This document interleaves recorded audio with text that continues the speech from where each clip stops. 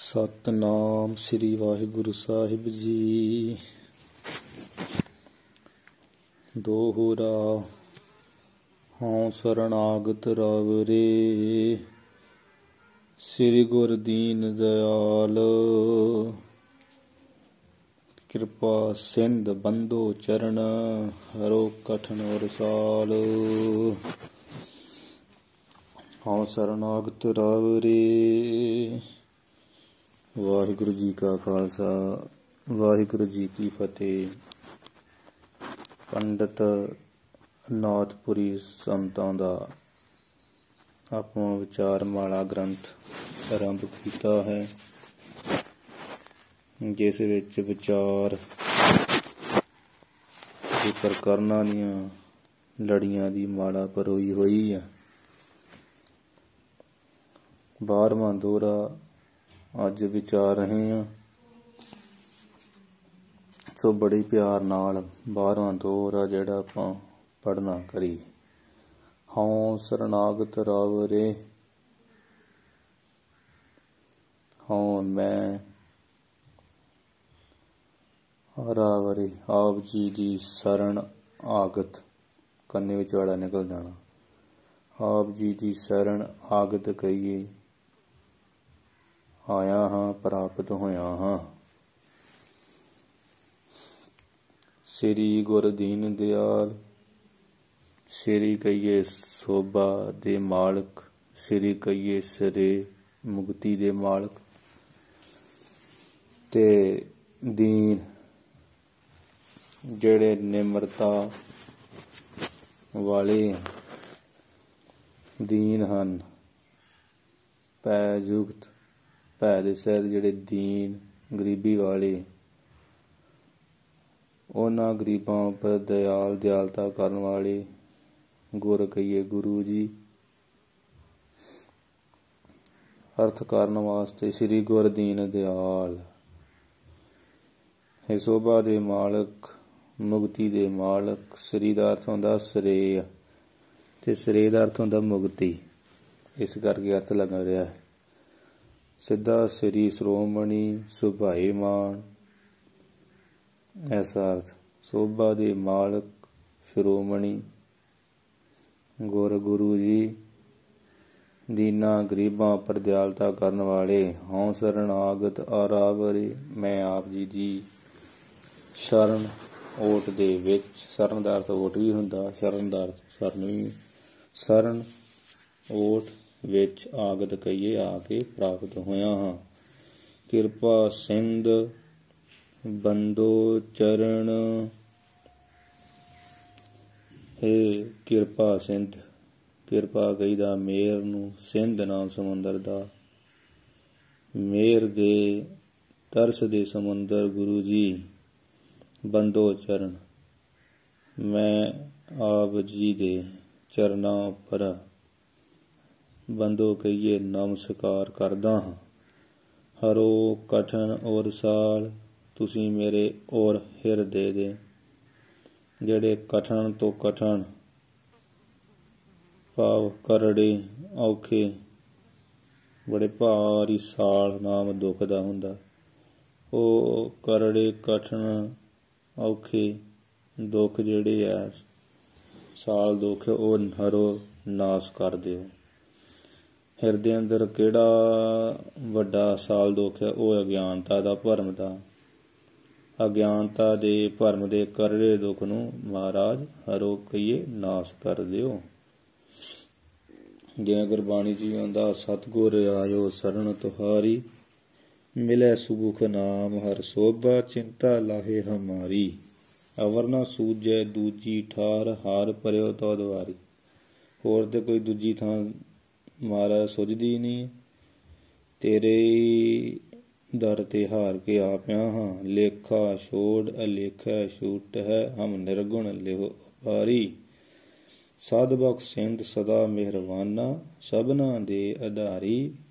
ਨਾਨਕ ਦਾਸ ਸੰਤ ਪਾਛੈ ਪਰਿਓ, ਰਾਖ ਲਿਹੋ ਇਹ ਬਾਰੀ। ਸ਼ਰਨ ਪਰੇ ਕੀ ਰਾਖ ਦਿਆਲਾ, ਨਾਨਕ ਤੁਮਰੇ ਬਾਲ ਗੋਪਾਲਾ। ਹਮ ਮੂਰਖ ਮੁਗਧ ਸਰਨਾਗਤੀ, ਮਿਲ ਗੋਬਿੰਦ ਰੰਗਾ ਰਾਮ ਰਾਜੀ। इस तरह शरण की गल, क्योंकि प्रभ की शरण सगल पै लाथे, दुख बिन से सुख पाया, दयाल हुआ पार ब्रह्म स्वामी, सतगुर पूरा सतगुर त्याया। तू मेरो प्रभु जीओ तू मेरो साहिब दाता। इस तरह शरण परे ਦੇ बहुत शब्द आउंदे। दोहरा हाँ अनाथ अतिशय दुखी, हाँ कहिए मैं, हे गुरु जी मैं अनाथ यतीम हाँ। ठीक है ना, अतिशय बहुत ज़्यादा ही, मैं बहुत यतीम हाँ। तो इस तरह मैं यतीम भाव मेरा कोई सहारा नहीं है, नाथ मालक नहीं, मालक तो बिना हाँ। अतिशय दुखी फिर बहुत दुखी हाँ, अतिशय करके बहुत। डरियो देख संसार, ਅਤੇ ਸੰਸਾਰ ਜੋ ਸੰਸਿਆਂ ਦਾ ਭਰਿਆ ਹੋਇਆ, ਤੇ ਇਸ ਸੰਸਾਰ ਦੇ ਜੰਮਣ ਮਰਨ ਦੇ ਜਿਹੜੇ ਦੁੱਖ ਆ, ਉਹ ਦੁੱਖਾਂ ਨੂੰ ਦੇਖ ਕੇ ਵੇਖ ਕੇ ਮੈਂ ਬਹੁਤ ਜ਼ਿਆਦਾ ਹੀ ਡਰਿਓ ਭੈਭੀਤ ਹੋ ਗਿਆ ਹਾਂ, ਡਰ ਗਿਆ ਹਾਂ, ਡਰਿਆ ਹੋਇਆ ਹਾਂ। ਡੂਬਤ ਹੋ ਭਵ ਸਿੰਧ ਮੈਂ, ਇੱਥੇ ਡੂਬਤ ਜਿਹੜਾ ਪਾਠ ਆ ਉਹਦੀ ਤੱਤੇ ਨੂੰ ਸਿਹਾਰੀ ਲੱਗਣੀ, ਉੱਪਰ ਵੀ ਜਿਹੜਾ ਡਰਿਓ ਦੇਖ ਸੰਸਾਰ ਖੱਖੇ ਦੀ ਸਿਹਾਰੀ ਲੱਗਣੀ। ਇੱਥੇ ਡਰਿਓ ਡਰਿਓ ਦੇਖ ਦੇਖਦੇ ਖੱਖੇ ਨੂੰ ਸਿਹਾਰੀ ਲੱਗਣੀ, ਤੇ ਇੱਥੇ ਨੀਚੇ ਡੂਬਤ ਤੱਤੇ ਨੂੰ ਸਿਹਾਰੀ ਲਾ ਕੇ ਡੂਬਤ ਹੋਂ ਹੂੰ ਹਾਏ ਹੋੜਾਈ ਹੂੰ ਭਵ ਸਿੰਧ ਮੈਂ। ਇਹ ਮੇਰੇ ਗੁਰੂ ਜੀ ਜਿਹੜਾ ਭਵ ਸਿੰਧ ਸੰਸਾਰ ਸਮੁੰਦਰ ਆ, ਇਹ ਸੰਸਾਰ ਸਮੁੰਦਰ ਦੇ ਵਿੱਚ ਮੈਂ ਜਿਹੜਾ ਹਾਂ ਡੁੱਬਦਾ ਹੀ ਜਾ ਰਿਹਾ ਹਾਂ। ਹੋਂ ਦਾ ਅਰਥ ਹਾਂ, ਇੱਥੇ ਮੈਂ ਦਾ ਅਰਥ ਮੈਂ ਤੇ ਹੋਂ ਦਾ ਅਰਥ ਹਾਂ। ਮੈਂ ਸੰਸਾਰ ਭਾਵ ਸੰਸਾਰ ਸਿੰਧ ਸਮੁੰਦਰ, ਸੰਸਾਰ ਸਮੁੰਦਰ ਦੇ ਵਿੱਚ ਡੁੱਬਦਾ ਜਾ ਰਿਹਾ ਹਾਂ ਦਿਨੋਂ ਦਿਨ। ਮੋਹੇ ਕਰੋ ਪ੍ਰਭੂ ਪਾਰ, ਤੁਸੀਂ ਮੈਨੂੰ हे ਪ੍ਰਭੂ ਮਾਲਕ ਸਤਿਗੁਰੂ ਜੀ ਇਸ ਭੈਦਾਇਕ ਭੈ ਦੇਣ ਵਾਲੇ ਸੰਸਾਰ ਸਮੁੰਦਰ ਤੋਂ ਪਾਰ ਪਈਏ, ਮੁਕਤ ਰੂਪ ਕਰ ਦਿਓ। ਸੰਸਾਰ ਸਮੁੰਦਰ ਤੋਂ ਪਾਰ ਕਰਕੇ ਮੁਕਤੀ ਰੂਪ ਜਿਹੜਾ ਕਿਨਾਰਾ ਉਹਦੇ ਵਿੱਚ ਮਹਾਰਾਜ ਮੈਨੂੰ ਲਾ ਦਿਓ, ਮੁਕਤੀ ਤੇ ਲਾ ਕਰ ਮੁਕਤ ਕਰ ਦਿਓ। ਗੁਰੂ ਕਰ ਸਕਦੇ ਕਰ ਗਏ ਲਿਹੋ ਦਿਆ ਸਾਗਰ ਸੰਸਾਰਿਆ। ਹੱਥ ਤੋਂ ਫੜ ਕੇ ਮਹਾਰਾਜ ਸੰਸਾਰ ਸਮੁੰਦਰ ਤੋਂ ਪਾਰ ਲਾ ਸਕਦੇ। ਇੱਕ ਜਾਂ ਨਾਮ ਵਾਹਿਗੁਰੂ ਨਾਮ ਜਹਾਜ਼ ਹੈ, ਚੜ੍ਹੇ ਸੋ ਉਤਰੈ ਪਾਰ, ਜੋ ਸਰਦਾ ਕਰ ਸੇਵ ਦੇ ਗੁਰ ਪਾਰ ਉਤਾਰਨ ਹਾਰ। ਇਸ ਤਰ੍ਹਾਂ ਬੇਨਤੀ ਕਵੀ ਜੀ ਕਰ ਰਹੇ। ਹਾਂ ਅਨਾਥ ਅਤਿਸ਼ੈ ਦੁਖੀ, ਦਾ ਅਨਾਥ ਯਤੀਮ ਵੀ ਅਰਥ ਹੁੰਦਾ, ਤੇ ਕਵੀ ਦਾ ਆਪਣਾ ਨਾਮ ਵੀ ਹੈ ਵੀ ਮੈਂ ਨਾਥ ਕਵੀ ਗ੍ਰੰਥ ਕਰਤਾ ਬੇਨਤੀ ਕਰਦਾ ਕਿ ਪਰਮੇਸ਼ਰ ਮੈਂ ਬਹੁਤ ਦੁਖੀ ਹਾਂ। ਡਰਿਓ ਦੇਖ ਸੰਸਾਰ, ਇਹ ਸੰਸਾਰ ਵਿੱਚ ਜੰਮਣ ਮਰਨ ਦੇ ਦੁੱਖ ਨੂੰ ਦੇਖ ਕੇ। ਡੂਬਤ ਹੋਂ ਭਵ ਸਿੰਧ ਮੈਂ, ਸੰਸਾਰ ਸਮੁੰਦਰ ਦੇ ਪਦਾਰਥਾਂ ਦੇ ਵਿੱਚ, ਜੋ ਸੰਸਾਰ ਸਮੁੰਦਰ ਇਹਦੇ ਵਿੱਚ ਪਦਾਰਥਾਂ ਦਾ ਰੂਪੀ ਪਾਣੀ ਭਰਿਆ, ਕਾਮ ਕ੍ਰੋਧ ਲੋਭ ਮੋਹ ਹੰਕਾਰ ਰੂਪੀ ਜਿਹੜੇ ਜੀਵ ਜੰਤੂ ਆ, ਤੇ ਜਿਵੇਂ ਸਮੁੰਦਰ 'ਚ ਬੜਵਾ ਅਗਨੀ, ਇਹਦੇ ਵਿੱਚ ਤ੍ਰਿਸ਼ਨਾ ਰੂਪੀ ਅੱਗ ਬਹੁਤ ਜਲ ਰਹੀ ਹੈ। ਉਹ ਦੇਖ ਦੇਖ ਕੇ ਮੈਂ ਡਰ ਰਿਹਾ ਤੇ ਸੰਸਾਰ ਸਮੁੰਦਰ 'ਚ ਡੁੱਬ ਰਿਹਾ ਪਦਾਰਥਾਂ ਰੂਪ ਪਾਣੀ ਵਿੱਚ।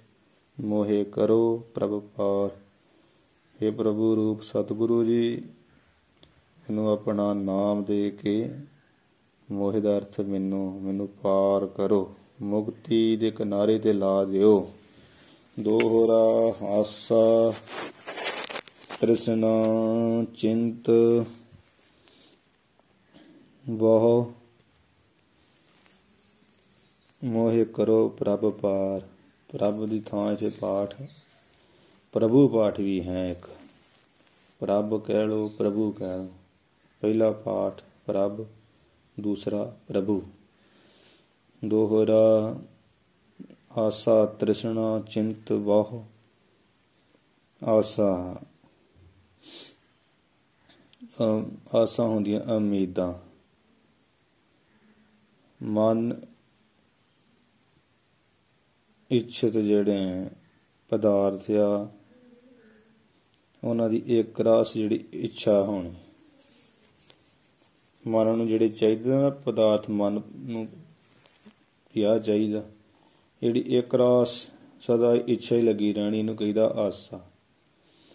ਤ੍ਰਿਸ਼ਨਾ ਕਹੀਦਾ ਪਦਾਰਥਾਂ ਦੀ ਪ੍ਰਾਪਤੀ ਤੋਂ ਬਾਅਦ ਵੀ ਅਤ੍ਰਿਪਤੀ।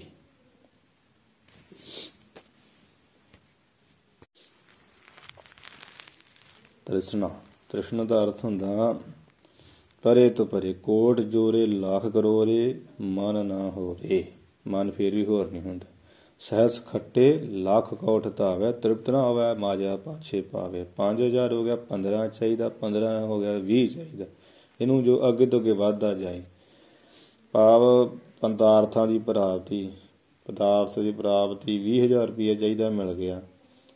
ਉਹ ਤੋਂ ਮਿਲਣ ਤੋਂ ਬਾਅਦ ਹੀ ਆ ਤ੍ਰਿਪਤੀ 25 ਹੋ ਜੇ, ਹੁਣ ਇਹ ਤ੍ਰਿਪਤੀ ਨਹੀਂ ਹੋਈ, ਇਹਨੂੰ ਕਹੀਦਾ ਤ੍ਰਿਸ਼ਨਾ। ਅਤੇ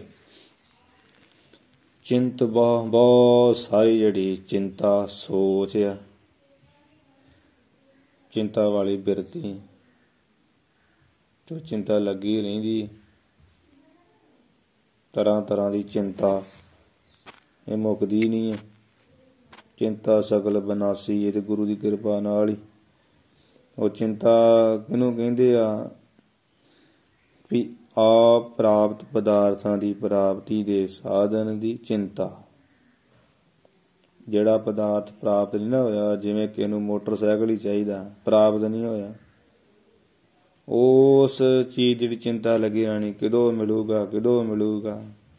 ਕਦੋਂ ਜਿਵੇਂ ਪੁੱਤਰ ਚਾਹੀਦਾ, ਮਿਲਿਆ ਨਹੀਂ, ਕਦੋਂ ਮਿਲੂਗਾ, ਕਦੋਂ ਮਿਲੂਗਾ। ਇਹ ਜਿਹੜੀ ਚਿੰਤਾ, ਚਿੰਤਾ ਵਾਲੀ ਬਿਰਤੀ, ਬਹੁਤ ਸਾਰੀ ਚਿੰਤਾ ਵਾਲੀ ਬਿਰਤੀ। ਆਸਾ ਤ੍ਰਿਸ਼ਨਾ ਚਿੰਤ ਬਹੁ। ਆਪਾਂ ਥੋੜੇ ਰੂਪ ਵਿੱਚ ਉਹਦੀ ਪਰਿਭਾਸ਼ਾ ਵੀ ਜਾਣ ਲਈ। ਆਸਾ ਵੀ, ਤ੍ਰਿਸ਼ਨਾ ਵੀ ਤੇ ਚਿੰਤਾ ਬਹੁਤੀ। ਇਹ ਡਾਇਣ ਘਰ ਮਾਹੇ।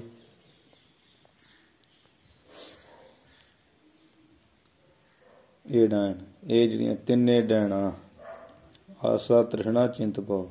ਭਾਵ ਆਸਾ ਤ੍ਰਿਸ਼ਨਾ ਕਰਕੇ ਇਹ ਗੁਰੂ ਜੀ, ਪ੍ਰਭੂ ਜੀ, ਮੈਨੂੰ ਬਹੁਤ ਚਿੰਤਾ ਬਣੀ ਰਹਿੰਦੀ ਆ।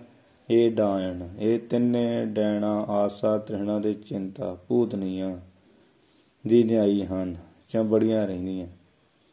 ਜੋ ਘਰ ਮਾਹੇ, ਜੋ ਮੇਰੇ ਹਿਰਦੇ ਰੂਪੀ ਘਰ ਵਿੱਚ ਵਸ ਰਹੀਆਂ ਹੈ। ਭਾਵ ਹਰ ਵਕਤ ਹੀ ਕੰਮ ਕਰ ਰਹੀਆਂ, ਆਪਣਾ ਚੱਲੀ ਜਾਂਦੀ ਤ੍ਰਿਸ਼ਨਾ, ਆਸਾ, ਚਿੰਤਾ। ਜੀਵਨ ਕਿਹ ਵਿਧ ਹੋਏ ਮਮ।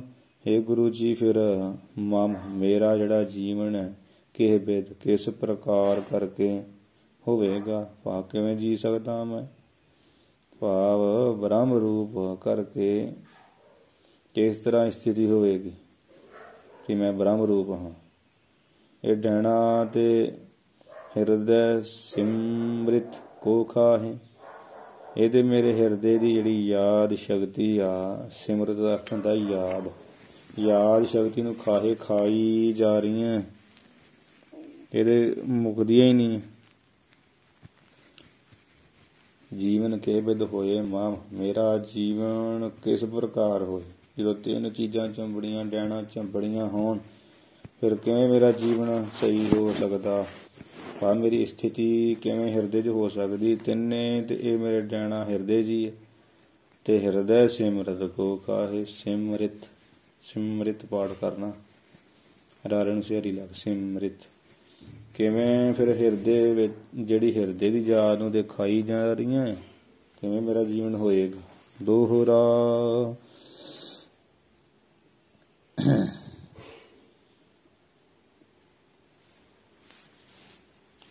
ਸਤਨਾਮ श्री वाहिगुरू। दोहरा कबहू समत प्रकाश चित,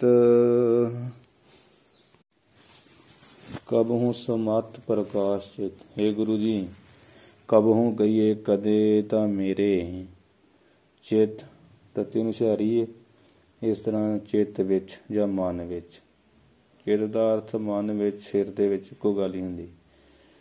ਇਹ ਗੁਰੂ ਜੀ, ਕਦੇ ਤਾਂ ਮੇਰੇ ਚਿੱਤ ਵਿੱਚ ਸਮਤ ਸ੍ਰੇਸ਼ਟ ਮਤੀ ਦਾ, ਬੁੱਧੀ ਦਾ ਪ੍ਰਕਾਸ਼ ਚਾਨਣਾ ਹੋ ਜਾਂਦਾ ਹੈ। ਕਦੀ ਕਦੀ ਕਬਹੂ ਕੋ ਮਤ ਅਧੀਨ, ਕਬਹੂ ਕਦੇ ਮੇਰਾ ਚਿੱਤ ਕੋ ਮਤ ਕਹੀਏ ਖੋਟੀ ਮਤ, ਭੈੜੀ ਮਤ ਦੇ ਅਧੀਨ ਵਸ ਹੋ ਜਾਂਦਾ ਹੈ।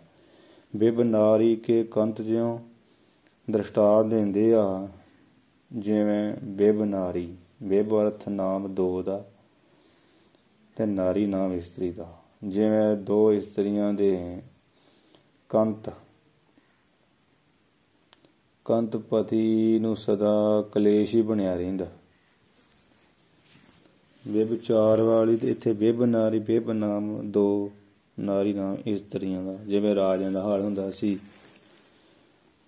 ਦੋ ਇਸਤਰੀਆਂ ਕਰਕੇ ਜਿਵੇਂ ਕੰਤ ਨੂੰ ਪਤੀ ਨੂੰ ਸਦਾ ਕਲੇਸ਼ ਹੀ ਬਣਿਆ ਰਹਿੰਦਾ। ਭਾਵ ਇੱਛਾ ਪੂਰੀ ਨਹੀਂ ਹੁੰਦੀ, ਕਿਸੇ ਨੂੰ ਕੁਝ ਚਾਹੀਦਾ, ਕਿਸੇ ਨੂੰ ਕੁਝ ਚਾਹੀਦਾ। ਰਹਿਤ ਸਦਾ ਅਤ ਦੀਨ, ਤੇ ਉਹ ਸਦਾ ਹੀ ਦੀਨ ਗਰੀਬ ਦੁਖੀ ਰਹਿੰਦਾ। ਤਿਵੇਂ ਕਹਿੰਦੇ ਰਹਿਤ ਸਦਾ ਅਤ ਦੀਨ, ਮੈਂ ਵੀ ਸਦਾ ਹਮੇਸ਼ਾ ਹੀ ਅਤਿਅੰਤ ਅਤਿਅੰਤ ਦੀਨ ਗਰੀਬ ਦੁਖੀ ਰਹਿੰਦਾ ਹਾਂ। ਮੇਰੀ ਉਹ ਹਾਲਤ ਹੋਈ ਪਈ ਹੈ। ਨਦੀ ਆਸਾ ਸ਼ੁਭ ਅਸ਼ੁਭ ਤਟ, ਇਹ ਗੁਰੂ ਜੀ, ਮੇਰੇ ਅੰਦਰ ਆਸਾ ਰੂਪੀ ਨਦੀ ਚੱਲ ਰਹੀ। ਜਿਹੜੀ ਆਸਾ, ਇਹ ਨਦੀ, ਆਸਾ ਰੂਪੀ ਨਦੀ ਚੱਲ ਰਹੀ ਹੈ। ਜਿਸ ਦੇ ਕੀ ਆ ਸ਼ੁਭ ਚੰਗੀ ਵਿਚਾਰ ਤੇ ਅਸ਼ੁਭ ਮੰਦੀ ਵਿਚਾਰ, ਇਹ ਜਿਹੜੇ ਦੋ ਤਟ ਕਿਨਾਰੇ, ਆਸਾ ਰੂਪ ਨਦੀ ਆ, ਚੰਗੀ ਵਿਚਾਰ ਤੇ ਮੰਦੀ ਵਿਚਾਰ, ਸ਼ੁਭ ਤੇ ਅਸ਼ੁਭ ਵਿੱਚ, ਇਹ ਜਿਹੜੇ ਆ ਦੋ ਤਟ ਕਿਨਾਰੇ। ਭਰੀ ਮਨੋਰਥ ਨੀਰ, ਜੋ ਮਨੋਰਥ ਖਿਆਲਾਂ ਨਾਲ, ਚੰਗੇ ਮੰਦੇ, ਸੰਕਲਪ ਵਿਕਲਪ, ਸੰਕਲਪ ਭੜੀ ਪ੍ਰਕਾਰ ਕਲਪਨਾ, ਵਿਕਲਪ ਉਲਟੀ ਕਲਪਨਾ। ਭਾਵ ਚੰਗੇ ਸੰਕਲਪ ਚੰਗੇ, ਵਿਕਲਪ ਮੰਦੇ। ਚੰਗੇ ਮੰਦੇ ਮਨੋਰਥ ਖਿਆਲਾਂ ਰੂਪੀ ਇਹਦੇ ਵਿੱਚ ਆਸਾ ਰੂਪ ਨਦੀ 'ਚ ਨੀਰ, ਪਾਣੀ ਜਿਹੜਾ ਭਰਿਆ ਹੋਇਆ। ਆਸਾ ਰੂਪੀ ਨਦੀ ਦੇ ਚੰਗੇ ਮੰਦੇ ਦੋ ਕਿਨਾਰੇ ਆ। ਖਿਆਲਾਂ ਰੂਪੀ ਸੰਕਲਪ, ਵਿਕਲਪ ਰੂਪੀ ਚੰਗੇ ਮੰਦੇ ਖਿਆਲਾਂ ਰੂਪੀ ਪਾਣੀ ਭਰਿਆ ਹੋਇਆ, ਇਹ ਨਦੀ ਭਰੀ ਹੋਈ ਹੈ। ਤ੍ਰਿਸ਼ਨਾ ਅਮਿਤ ਤਰੰਗ ਜਿਹ, ਜਿਸ ਆਸਾ ਰੂਪੀ ਨਦੀ ਦੇ ਅੰਦਰ ਤ੍ਰਿਸ਼ਨਾ ਦੀਆਂ ਜਿਹੜੀਆਂ ਅਮਿਤ ਬੇਅੰਤੀ, ਅਮਿਤ ਤੋਜ ਹੁੰਦਾ ਨਾ ਪਾਠ ਵੀ, ਅਮਿਤ ਬੇਅੰਤੀ ਓਜ ਵਾਲਾ, ਅਮਿਤ ਦਾ ਅਰਥ ਹੁੰਦਾ ਬੇਅੰਤ।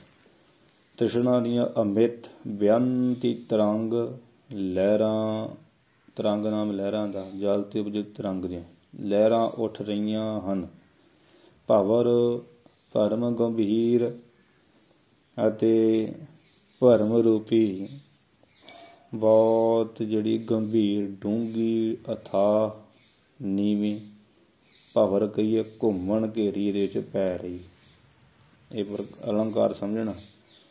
ਆਸਾ ਦੀ ਨਦੀ ਹੈ, ਦੋ ਕਿਨਾਰੇ ਚੰਗੇ ਮੰਦੇ ਖਿਆਲਾਂ ਨਾਲ, ਮਨੋਰਥਾਂ ਨਾਲ ਭਰੀ ਹੋਈ ਹੈ। ਪਾਣੀ, ਇਹ ਪਾਣੀ ਵਿੱਚ ਤ੍ਰਿਸ਼ਨਾ ਰੂਪੀ ਲਹਿਰਾਂ ਜਿਹ ਉੱਠ ਰਹੀਆਂ ਬੜੀਆਂ, ਤੇ ਭਰਮ ਰੂਪੀ ਭਵਾਂਟਣੀ, ਭਵਰ ਨਾਮ ਭਵਾਂਟਣੀ ਦਾ, ਘੁੰਮਣ ਘੇਰੀ ਦਾ, ਉਹ ਗੰਭੀਰ ਡੂੰਘੀ ਪੈ ਰਹੀ।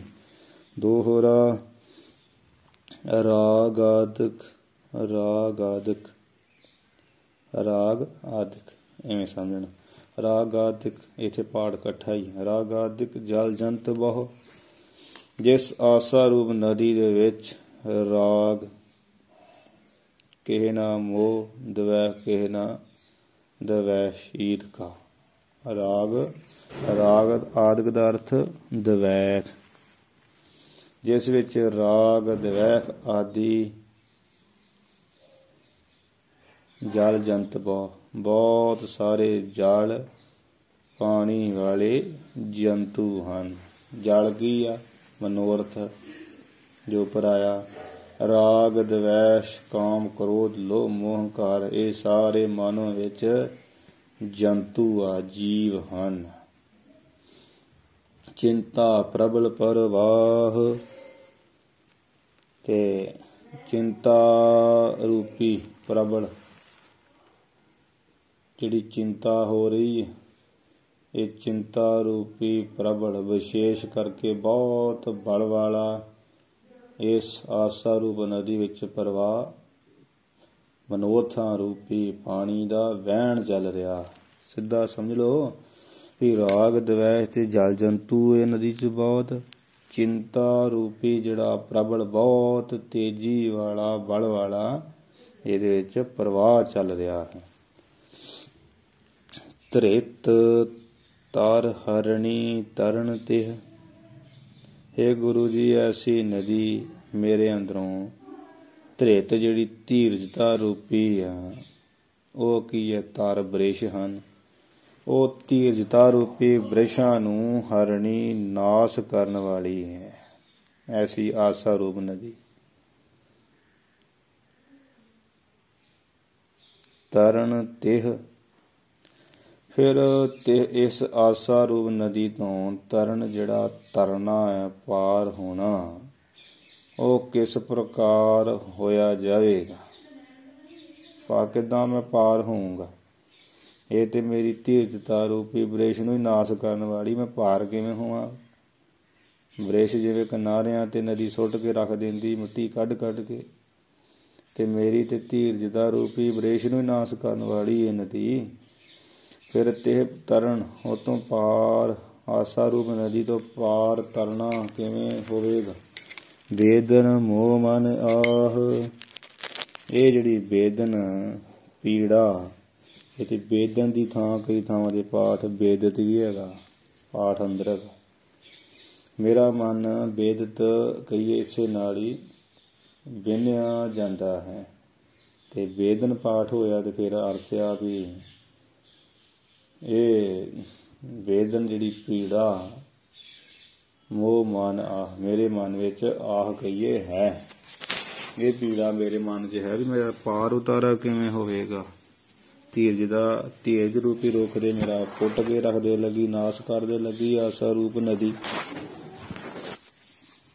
ਹਾਂਜੀ, ਦੋਹਰਾ ਪ੍ਰਬਲ ਜੁਗਲ ਸ਼ੁਭ ਅਸ਼ੁਭ ਗਜ।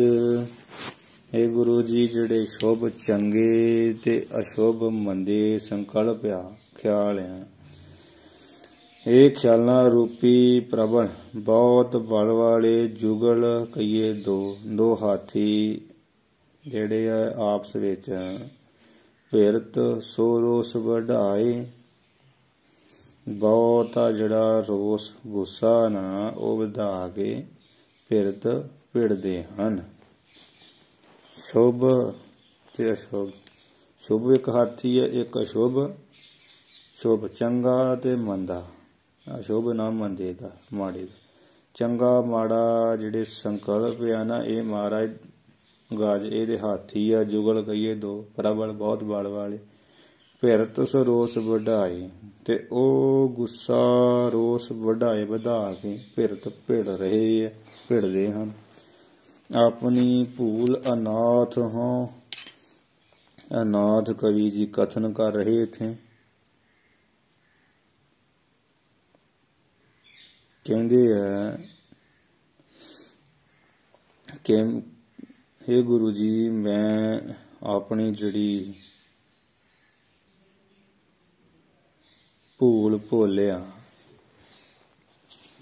ਹਾਂ ਦਾ ਅਰਥ ਮੈਂ ਹੁੰਦਾ, ਅਨਾਥ ਕਵੀ ਦਾ ਨਾਮ। ਮੈਂ ਕਵੀ ਅਨਾਥਪੁਰੀ ਜੀ ਕਥਨ ਕਰਦਾ ਆਪਣੀ ਭੁੱਲ, ਆਪਣੀ ਜਿਹੜੀ ਭੋਲਿਆ, ਆਪਣੀ ਭੁੱਲ ਕਰਕੇ ਬ੍ਰਹਮ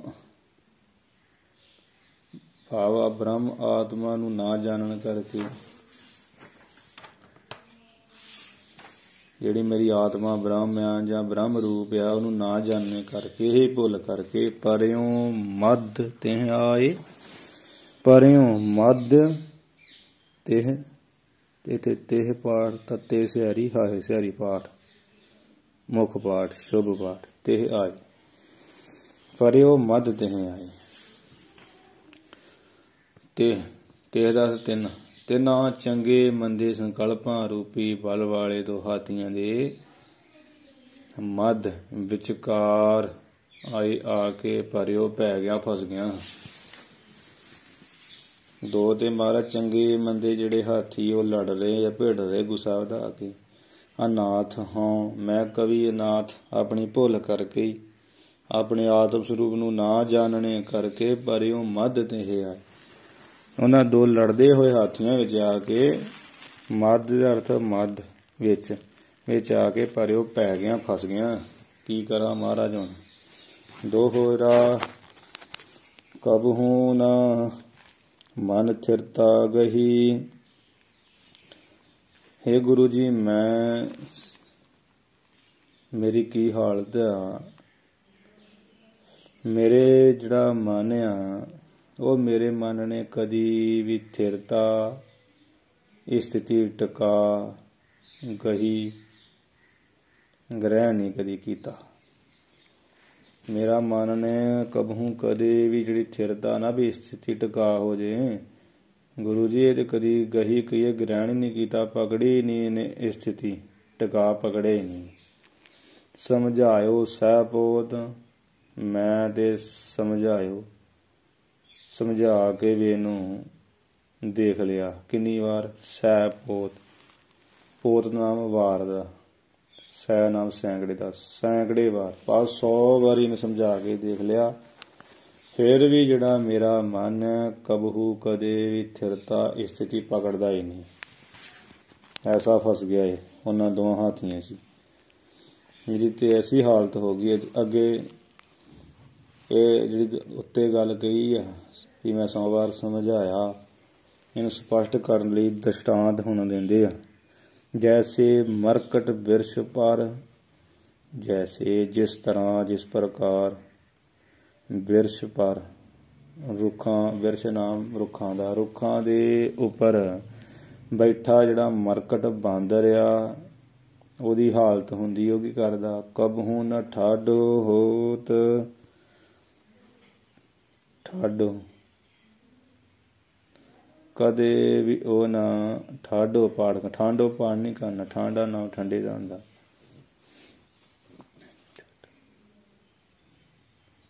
ਕਦੇ ਬਾਂਦਰ ਕਦੇ ਵੀ ਨਾ ਕਬੂ ਨਾ ਠਾਂਡੋ ਹੋਤ, ਕਦੇ ਵੀ ਖੜਾ ਭਾਵ ਠਾਡੋ ਖੜਾ ਇੱਕ ਰਸ ਚੱਲ ਹੀ ਨਹੀਂ ਹੁੰਦਾ ਹੋ ਸਕਦਾ। ਬਾਂਦਰ ਭੱਜਿਆ ਹੀ ਫਿਰਦਾ, ਭਾਵੇਂ ਬਾਜੀਗਰ ਦਾ ਹੀ ਸਿਖਾਇਆ ਹੋਇਆ ਕਿਉਂ ਨਾ ਹੋਏ ਬਾਂਦਰ, ਪਰ ਫਿਰ ਹੀ ਉਹ ਬਾਂਦਰ ਟਿਕ ਨਹੀਂ ਸਕਦਾ। ਕਿਉਂਕਿ 84 ਲੱਖ ਜੂੰ ਦੇ ਵਿੱਚੋਂ ਸਭ ਤੋਂ ਜ਼ਿਆਦਾ ਜੇ ਚੰਚਲ ਸੁਭਾਅ ਵਾਲਾ ਤੇ ਉਹ ਬਾਂਦਰ ਹੀ ਹੈ। ਬਿਲਕੁਲ ਇਸੇ ਤਰ੍ਹਾਂ ਹੀ ਮਹਾਰਾਜ ਜਿਵੇਂ ਬਾਜੀਗਰ ਦਾ ਸਿਖਾਇਆ ਹੋਇਆ ਬਾਂਦਰ ਨਹੀਂ ਟਿਕ ਸਕਦਾ, ਇਸੇ ਤਰ੍ਹਾਂ ਮੈਂ ਵੀ ਮਹਾਰਾਜ ਬਾਜੀਗਰ ਵਾਂਗ ਹਾਂ ਤੇ ਮੇਰਾ ਮਨ ਰੂਪੀ ਬਾਂਦਰ ਬੜਾ ਚੰਚਲ ਆ। ਇਹਨੂੰ ਸਮਝਾ ਕੇ ਟਿਕਾਉਣ ਦੀ ਕੋਸ਼ਿਸ਼ ਕਰਦਾ, ਪਰ ਇਹ ਕਦੇ ਇਕਾਗਰ ਹੋਇਆ ਹੀ ਨਹੀਂ, ਨਾ ਹੁੰਦਾ ਹੀ। 100 ਵਾਰ ਸਮਝਾਇਆ ਇਹਨੂੰ, ਇਹ ਸਥਿਤੀ ਪਕੜਦਾ ਹੀ ਨਹੀਂ। ਜੈਸੇ ਮਰਕਟ ਨਾ ਬਾਂਦਰ ਦਾ, ਜਿਵੇਂ ਬਾਂਦਰ ਬਿਰਸ਼ਾਂ ਪਰ ਚੰਚਲਤਾ ਹੀ ਕਰਦਾ, ਟੱਪਦਾ, ਟਾਹਣੀਆਂ ਲਾਉਂਦਾ। ਕਬਹੂ ਨਾ ਠਾਡੋ ਹੋਤ, ਕਦੇ ਵੀ ਉਹ ਖੜਿਆ ਹੀ ਨਹੀਂ ਹੁੰਦਾ, ਇੱਕ ਰਸ ਕਿਤੇ ਬੈਠਦਾ ਹੀ ਨਹੀਂ। ਇਹਨੂੰ ਛਾਲ ਉਹਨੂੰ ਛਾਲ। ਮਨ ਦੀ ਜਿਹੜੀ ਚੰਚਲਤਾ, ਚਲਾਇਮਾਨ ਹੈ ਬੜੀ, ਕਬੀਰ ਮਨ ਪੰਖੀ ਭਇਓ, ਉੱਡ ਉੱਡ ਗਏ ਤਿਸ ਜਾਵੇ। ਇਹ ਮਨੁਆ ਦੈ ਦਿਸ ਧਾਵਦਾ, ਉਹ ਕੈਸੇ ਹਰ ਗੁਣ ਗਾਵੇ। ਉਹ ਹਾਲਤ ਦੱਸ ਰਹੇ, ਮਨ ਚੰਚਲਾ ਚਤਰਾਈ ਕਿਨੇ ਨਾ ਪਾਇਆ, ਉਹ ਹੁਣ ਇੱਥੇ ਦੱਸ ਰਹੇ। ਦੋਹਰਾ ਚਲ ਦਲ ਪੱਤਰ ਪਤਾਕ ਪਟ। ਫਿਰ ਅੱਗੇ ਦ੍ਰਿਸ਼ਟਾਂਤ ਦਿੰਦੇ ਮਨ ਦੀ ਚੰਚਲਤਾ ਦਾ ਵੀ ਕਿਵੇਂ ਚੰਚਲ। ਜਿਵੇਂ ਚਲ ਦਲ ਕਹੀਏ ਪਿੱਪਲ, ਚਲ ਦਲ ਅਰਥ ਪਿੱਪਲ ਦਾ। ਜਿਵੇਂ ਪਿੱਪਲ ਦੇ ਬ੍ਰਿਸ਼ ਦਾ ਸਭ ਤੋਂ ਜਿਹੜਾ ਸਿਖਰ ਚੋਟੀ ਵਾਲਾ ਪੱਤਾ ਹੁੰਦਾ ਨਾ, ਉਹ ਕੀ ਕਰਦਾ, ਬਿਨਾਂ ਹਵਾ ਤੋਂ ਹੀ ਹਿਲਦਾ ਰਹਿੰਦਾ। ਚਲ ਦਲ ਪੱਤਰ, ਪਿੱਪਲ ਦਾ ਜਿਹੜਾ ਪੱਤਾ ਹੁੰਦਾ ਨਾ ਰੁੱਖ ਦੇ ਚੋਟੀ ਵਾਲਾ ਸਿਖਰ ਵਾਲਾ ਪੂਲਾ ਜਿਹਾ, ਉਹ ਪੱਤਾ ਬਿਨਾਂ ਹਵਾ ਤੋਂ ਹਿਲਦਾ ਹੀ ਰਹਿੰਦਾ। ਪਤਾਕ ਪਟ, ਪਤਾਕ ਨਾਮ ਝੰਡੀ ਦਾ ਹੁੰਦਾ। ਜਿਵੇਂ ਝੰਡੀ ਦੇ ਸਭ ਤੋਂ ਅਗਲੇ ਹਿੱਸੇ ਦਾ ਜਿਹੜਾ ਪਟ ਬਸਤਰ ਹੈ, ਉਹ ਵੀ ਹਮੇਸ਼ਾ ਹਿਲਦਾ ਰਹਿੰਦਾ ਬਿਨਾਂ ਹਵਾ ਤੋਂ ਹੀ। ਝੰਡੇ ਦੇ ਅਗਲੇ ਪਾਸੇ ਦਾ ਹੁੰਦੀ ਨਾ, ਥੋੜ੍ਹਾ ਜਿਹਾ ਜਿੱਥੋਂ ਝੰਡਾ ਸਮਾਪਤ ਹੁੰਦਾ ਉੱਥੋਂ ਹੀ ਹਿਲਦਾ ਰਹਿੰਦਾ। ਦਾਮਨ, ਜਿਵੇਂ ਹੁਣ ਦਾਮਨ ਬਿਜਲੀ ਵੀ ਆਕਾਸ਼ ਵਿੱਚ ਇੱਕ ਛਿਨ ਤੋਂ ਵੀ ਪਹਿਲਾਂ ਚਮਕਾਰਾ ਮਾਰ ਕੇ ਚਲੀ ਜਾਂਦੀ। ਉਹ ਵੇਖਿਆ ਨਾ ਬਿਜਲੀ ਕਿਵੇਂ ਇੱਕਦਮ ਹੀ ਲਿਸ਼ਕ ਕੇ ਤੇ ਹੋ ਜਾਂਦੀ ਸਮਾਪਤ, ਇੱਕਦਮ ਹੀ ਬੱਦਲ ਪਾੜ ਕੇ ਨਿਕਲ ਆਉਂਦੀ, ਫਿਰ ਸਮਾਪਤ ਹੋ ਜਾਂਦੀ। ਚੰਚਲ ਹੀ। ਕੱਛਪ, ਜਿਹੜਾ ਕੱਛੂ ਆ, ਕੱਛੂ ਦਾ ਮੱਥਾ ਵੀ ਸਦਾ ਹੀ ਚੰਚਲ ਰਹਿੰਦਾ। ਕੱਢਦਾ ਸ੍ਰੀ ਜੀ ਬਾਹਰ ਖੋਪੇ ਚ ਫਿਰ ਅੰਦਰ, ਸ੍ਰੀ ਕਦੇ ਖੋਪੜੀ ਵਿੱਚ ਕਦੇ ਖੋਪੜੀ ਦੇ ਬਾਹਰ, ਐਵੇਂ ਕਰਦਾ ਰਹਿੰਦਾ। ਇਹ ਸਾਰੇ ਚੰਚਲ ਹੈ ਚੀਜ਼ਾਂ ਜੋ ਹੈ, ਉਹਨਾਂ ਦੇ ਦ੍ਰਿਸ਼ਟਾਂਤ ਦੇ ਰਹੇ ਹੈ। ਭੂਤ ਦੀਪਕ ਸਿਖਾ। ਕਵੀ ਅਨਾਥ ਪੁਰੀ ਜੀ ਕਥਨ ਕਰਦੇ ਆ ਕਿ ਜਿਵੇਂ ਭੂਤਾਂ ਦਾ ਦੀਵਾ ਸਿਵਿਆਂ ਵਿੱਚ ਖਿਨ ਕਾਲ ਵਿੱਚ ਜਗ ਪੈਂਦਾ ਤੇ ਖਿਨ ਕਾਲ 'ਚ ਹੀ ਬੁੱਝ ਜਾਂਦਾ। ਆਖਦੇ ਝਮੱਕੇ 'ਚ ਜਗ ਪੈਂਦਾ, ਆਖਦੇ ਝਮੱਕੇ 'ਚ ਬੁੱਝ ਜਾਂਦਾ। ਭੂਤਾਂ ਦਾ ਦੀਵਾ ਸਿਵਿਆਂ ਮਸਾਣਾ ਵਿੱਚ। ਯੋਂ ਮਨ ਬਿਰਤ ਅਨਾਥ ਦੀਪਕ ਸਿਖਾ, ਇਹਦਾ ਅਰਥ ਰਹਿ ਗਿਆ ਸੀ ਦੀਪਕ। ਜਿਵੇਂ ਦੀਪਕ ਦੀਵੇ ਦੀ ਲਾਟ ਦੀ ਜਿਹੜੀ ਸਿਖਾ ਚੋਟੀ ਆ, ਇਹ ਵੀ ਚੰਚਲ ਹੀ ਰਹਿੰਦੀ। ਦੀਵਾ ਚਲਾ ਦੋ ਤੇ ਉਹ ਹਿੱਲੀ ਜਾਂਦੀ। ਉਤਲੀ ਜਿਹੜੀ ਚੋਟੀ ਜੀ ਹੁੰਦੀ, ਥੱਲੇ ਇੱਕ ਰਸ ਹੁੰਦਾ, ਉੱਤੋਂ ਹਿੱਲੀ ਜਾਂਦਾ। ਦੀਵੇ ਦੀ ਜਿਹੜੀ ਲਾਟ ਹੈ, ਸਿਖਾ ਚੋਟੀ ਹੈ, ਉਹ ਵੀ ਚੰਚਲ ਰਹਿੰਦੇ। ਯੋਂ ਮਨ ਬਿਰਤ ਅਨਾਥ, ਕਵੀ ਜੀ ਕਥਨ ਕਰਦੇ ਆ। ਇਸੇ ਤਰ੍ਹਾਂ ਹੀ ਹੈ ਪਰਮੇਸ਼ਰ ਗੁਰੂ ਜੀ, ਮੇਰੇ ਜਿਹੜੇ ਮਨ ਦੀ ਬਿਰਤੀ ਦਾ ਹਾਲ ਆ, ਯੋਂ ਐਵੇਂ ਇਸੇ ਤਰ੍ਹਾਂ ਮੇਰੇ ਮਨ ਦੀ ਬਿਰਤੀ ਦਾ ਹਾਲ। ਜਿਵੇਂ ਭਗਤ, ਜਿਵੇਂ ਮਹਾਰਾਜ ਦੇ ਬਚਨ ਆਉਂਦੇ ਆ, ਕਬਹੂ ਜੀੜਾ ਊਬ ਚੜ੍ਹਤ ਹੈ, ਕਬਹੂ ਜਾਏ ਭਿਆਲੇ, ਲੋਭੀ ਜੀੜਾ ਥਿਰ ਨਾ ਰਹਿਤ ਹੈ, ਚਾਰੇ ਕੁੰਡਾਂ ਭਰ ਲਏ। ਇਹ ਮਨ ਦੀ ਹਾਲਤ। ਕਦੀ ਤਾਂ ਚੜ੍ਹ ਜਾਂਦਾ ਆਕਾਸ਼ ਨੂੰ, ਕਦੀ ਡਿੱਗ ਪੈਂਦਾ, ਕਦੀ ਪਤਾਲ 'ਚ। ਲੋਭੀ ਜਿਹੜਾ ਜੀ ਹੈ ਨਾ ਮਨ, ਇਹ ਥਿਰ ਨਹੀਂ ਰਹਿੰਦਾ, ਚਾਰੇ ਕੁੰਡਾਂ 'ਚ ਭਾਲਾਂ ਕਰਦਾ ਫਿਰਦਾ। ਇਸੇ ਤਰ੍ਹਾਂ ਹੀ ਫਿਰ ਇੱਥੇ ਹੁਣ ਉਹ ਕਹਿ ਰਹੇ ਆ ਵੀ ਚੱਲਦਾ ਜਿਵੇਂ ਪਿੱਪਲ ਦਾ ਬ੍ਰਿਸ਼ ਦਾ ਪੱਤਾ, ਜਿਹੜਾ ਪੱਤਾ ਬੜਾ ਚੰਚਲ ਆ। ਪਤਾਕ ਝੰਡੇ ਦਾ ਕੱਪੜਾ ਬੜਾ ਚੰਚਲ ਆ। ਦਾਮਨ ਬਿਜਲੀ ਚੰਚਲ। ਕੱਛਪ ਮਾਥ, ਕੱਛੂ ਦੀ ਸਿਰੀ।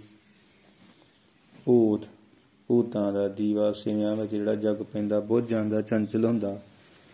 ਤੇ ਦੀਵੇ ਦੀ ਲਾਟ ਦੀ ਚੋਟੀ, ਭਾਵ 1 2 3 4 5 6 ਚੀਜ਼ਾਂ ਜਿਹੜੀਆਂ ਚੰਚਲ ਦਸੀਆਂ, ਇਉਂ ਮੇਰੇ ਮਨ ਦੀ ਬਿਰਤੀ ਹੈ। ਐਸਾ ਕਵੀ ਅਨਾਥ ਜੀ ਕਹਿੰਦੇ ਹਨ।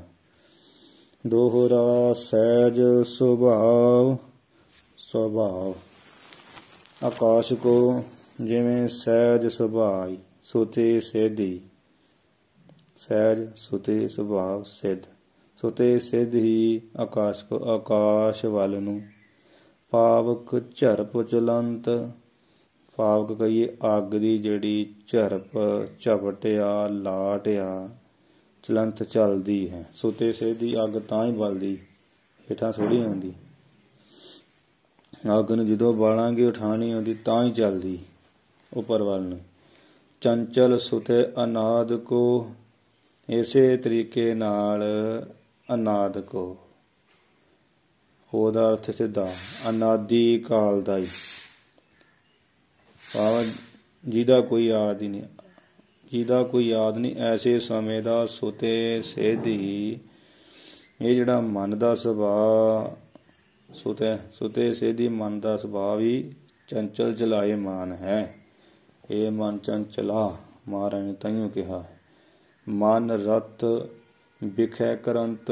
ਜਿਸ ਕਰਕੇ ਮਨ ਵਿਖੈ ਵਿਸ਼ਿਆਂ ਵਿੱਚ ਵਿਕਾਰਾਂ ਵਿੱਚ ਰਤ ਰਤੀ ਪ੍ਰੀਤੀ ਕਰੰਤ ਕਰਦਾ। ਇੱਧਰ ਰਤੀ ਪ੍ਰੇਮ ਕਰਦਾ ਵਿਸ਼ਿਆਂ ਵਿੱਚ ਵਿਕਾਰਾਂ ਵਿੱਚ। ਹੌਜ ਮਸਤੀ ਸੁਤੇ ਸਿੱਧ ਇਹ ਅਨਾਦਿ ਕਾਲ ਤੋਂ ਹੀ, ਭਾਵੇਂ ਦਾ ਪਤਾ ਹੀ ਕੋਈ ਨਹੀਂ, ਬਹੁਤ ਸਮੇਂ ਤੋਂ ਹੀ ਇਹ ਵੀ ਅਨਾਦਿ ਹੀ ਹੈ। ਤੇ ਸੁਤੇ ਸਿੱਧ ਹੀ ਚੰਚਲੀ ਦਾ ਸੁਭਾਅ ਤੇ ਮਨ ਜਿਸ ਕਰਕੇ ਵਿਖੇ ਵਿਸ਼ਿਆਂ ਵਿਕਾਰਾਂ ਵਿੱਚ ਹੀ ਰਤੀ ਕਰਦਾ। ਸਤ ਸੰਗਤ 'ਚ ਹੋਰ ਕਿਤੇ ਇਹ ਟਿਕਦਾ ਨਹੀਂ ਹੈ, ਇਹਦਾ ਸੁਭਾਅ ਹੀ ਬਣਿਆ ਹੋਇਆ ਹੈ। ਸੋ ਇੱਥੇ 21 ਜਿਹੜੇ ਦੋਹਰੇ ਸਮਾਪਤ ਹੋ ਗਏ ਪਹਿਲੇ ਵਿਸ਼ਰਾਮ ਦੇ। ਆਪਾਂ ਕੱਲ ਸਰਵਣ ਕਰਾਂਗੇ। ਇੱਥੇ ਸੁਖਾਲਾ ਹੀ, ਏਡਾ ਕੋਈ ਕਠਿਨ ਨਹੀਂ। ਸੋ ਆਓ ਆਪਾਂ ਹੁਣ ਇੱਥੇ ਸਮਾਪਤੀ ਕਰੀਏ। ਦੋਹਰਾ ਸਹਿਜ ਸੁਭਾਵ ਆਕਾਸ਼ ਕੋ। ਪਾਵਕ ਝਰਪ ਚਲੰਤ। ਚੰਚਲ ਸੁਤੈ ਅਨਾਦ ਕੋ। ਮਨ ਰਤ ਵਿਖੈ ਕਰੰਤ। ਵਾਹਿਗੁਰੂ ਜੀ ਕਾ ਖਾਲਸਾ, ਵਾਹਿਗੁਰੂ ਜੀ ਕੀ ਫਤਿਹ।